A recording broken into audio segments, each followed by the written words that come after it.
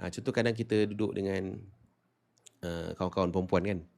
Lepas tu kawan ni macam, uh, kejap bang, ni nanti balik saya akan readykan, saya sediakan makanan macam ni, saya uruskan anak macam ni. So somehow kita nampak, ini cara dia khidmat pada suami dia. Jadi kita boleh belajar daripada orang yang baik ni bukan hanya daripada percakapan dia. Kan, kita kena khidmat pada suami kita, kita kena buat baik pada suami kita. Tapi dia kadang dia tak cakap benda tu, tapi dia buat. Kan? Dia utamakan, letakkan priority suami dalam hidup dia. Kita boleh nampak dari segi dia punya percakapan dan tindakan dia.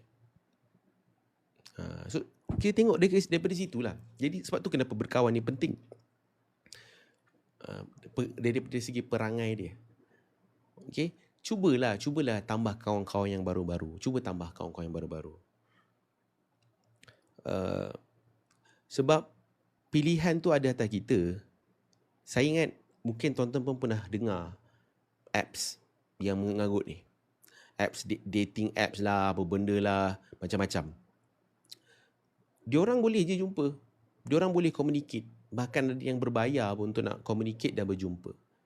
Dalam masa yang sama sebenarnya, kita ada pilihan untuk ada je ramai orang-orang yang baik-baik ni yang kita kena cari, yang kita kena berkawan dengan dia. Okay? Boleh, possible.